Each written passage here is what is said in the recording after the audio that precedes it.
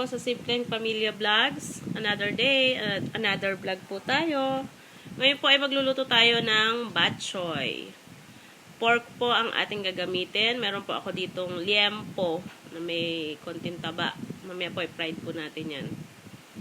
Yan. Any part naman po ng karne na laman, pwede naman po. Ang other ingredients natin, meron tayong liempo. Tapos, may liver din po tayo. Pork liver. Mga 1/4 lang po pwede na. Then, meron po tayong vermicelli. 2 packs po yan. Ayan.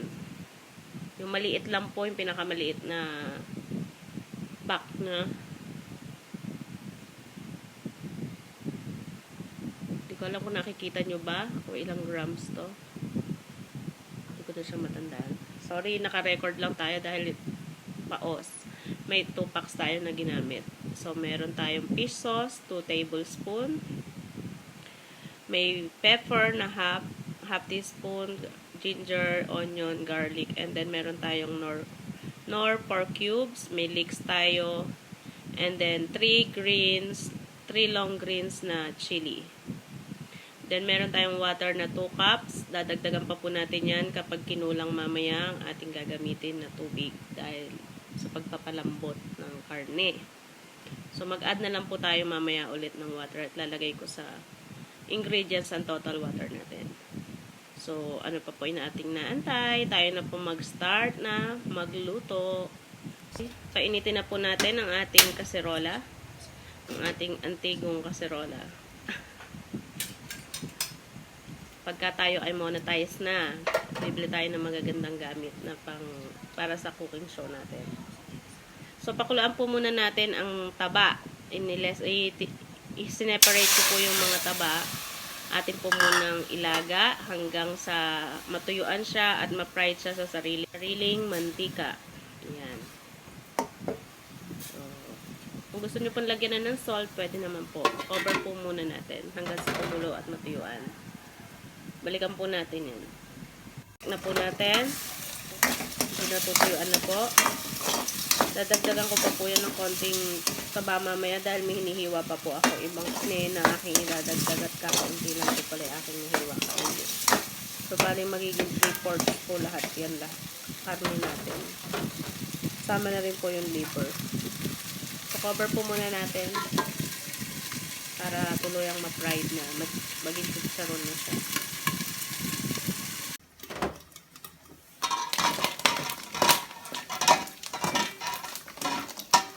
Okay, check na po natin.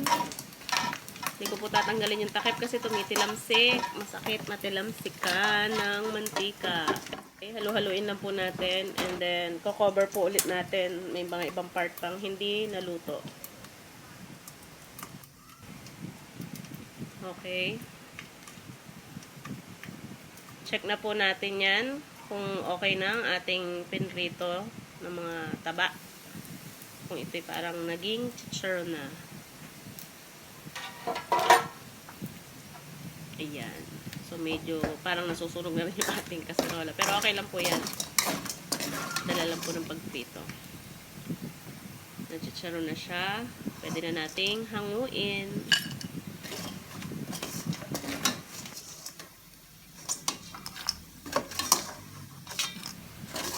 Yan na po yun.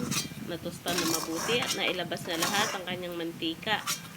Ang dami. Biruin nyo po, pinrito natin yan. Walang mantika. Talagang sariling katas niya yan. At papakita ko po sa inyo kung gaano kadami ang nakuha nating oil sa pagkaka-fried ng ating mga taba. Ayan, mga taba. Sana all. Pati aking taba, ma-fried na mawala na. Joke. Tatry lang maging komedyante. Joke. Ayan po lahat yung mga naging oil niya. Ang dami, oh. Nagtira lang ako ng kaunti pang fried. Ayan po lahat.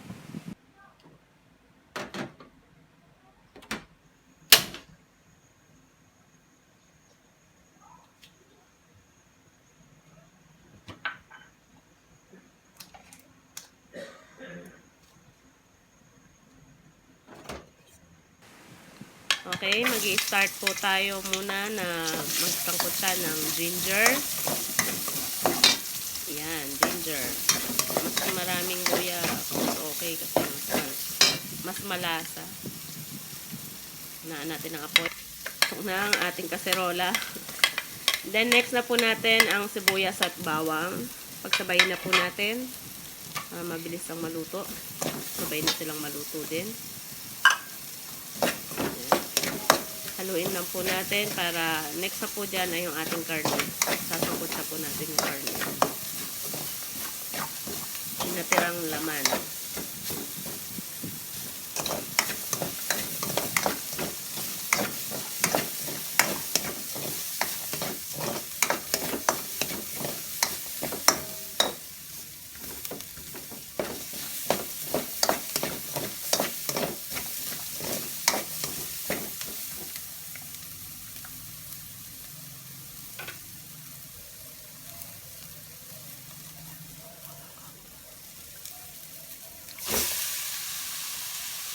Next na po natin ang ating karne. Puro laman na po yan. May tabaman ay kakaunti na lang ang natira.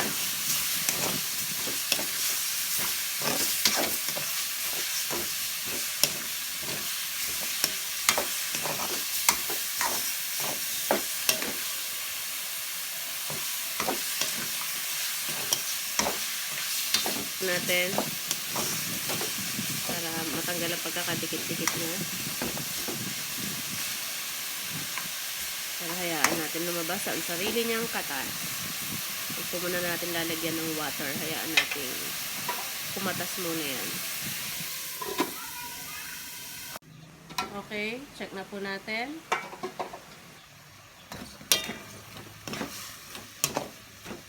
Ayan, kumatas na siya.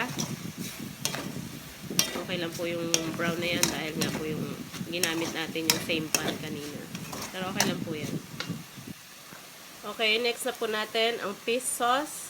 2 tablespoon. Para lumasa na. Atin pong haluin. Okay, next po natin ang half teaspoon ng pepper. Then next po natin ang 2 cups of water.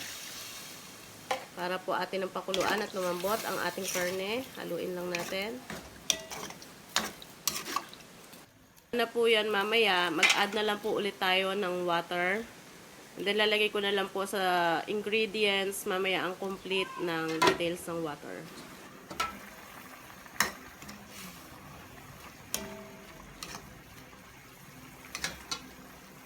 Kumukulo na, haluin. Hindi pa po yan malambot. So magdadagdag pa tayo dyan ng 2 cups ulit ng water. So pang 4 cups na po natin ito.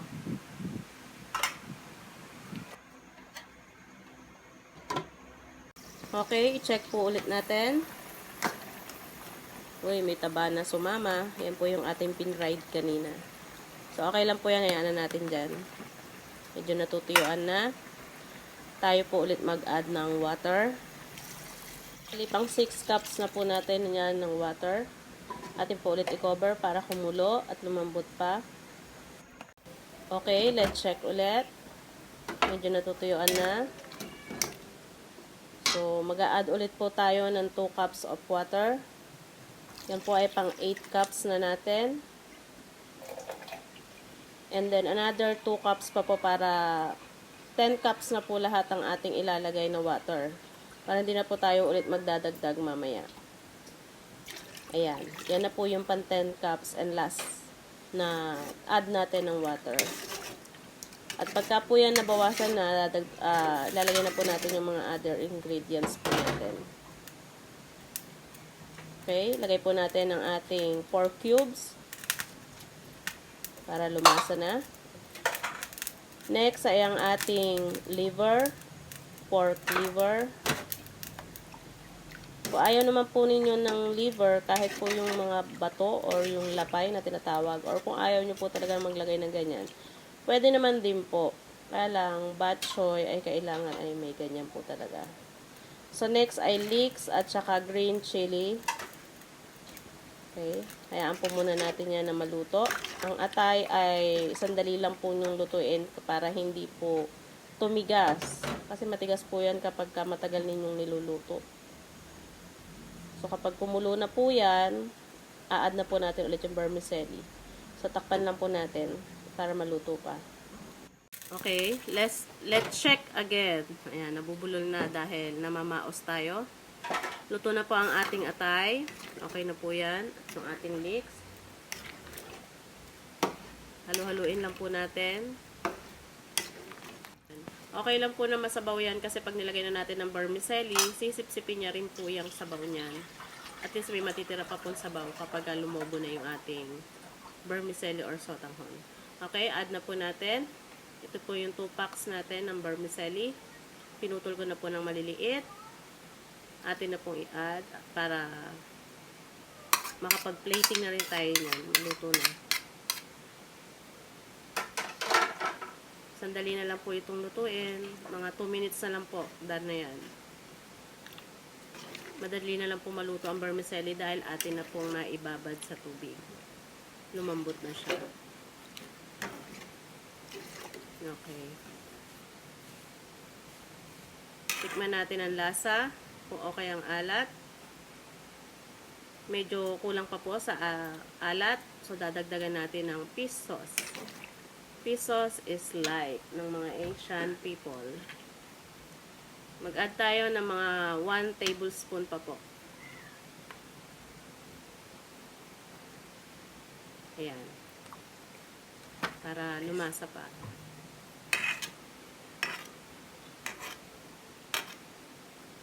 Okay. Ating pong tikman ulit kung okay na ang alat.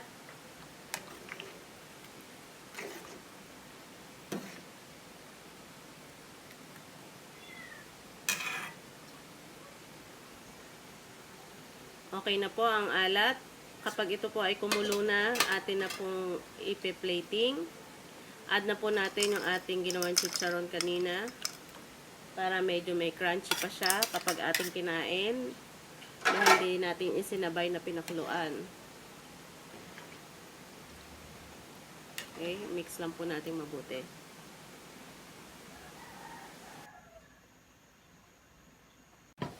Okay, atin na ulit i-check. Kumukulo na po. Luto na pa. Nabulol na naman ako. Luto na po ito, guys. So, pwede na tayong mag-plating. Done na po ito. Okay. Guys, ito na po ang ating finished product ng ating bok choy. Nawa po ay inyo pong naibigan ang ating bagong recipe. At meron po kayong natutunan na bagong lulutuin. If you like it, don't forget to comment, like, subscribe, and share. And hit the notification bell para lagi kayong updated sa mga latest videos na ating i-upload. And thank you everyone. Wag po nawa kayong magsawa sa panonood ng aking mga videos. And please, pa-share naman po ng ating mga videos para lumaki na rin ang ating bahay. Okay everyone, thank you. God bless you all. And ingat po kayong lahat. Salamat po. Bye!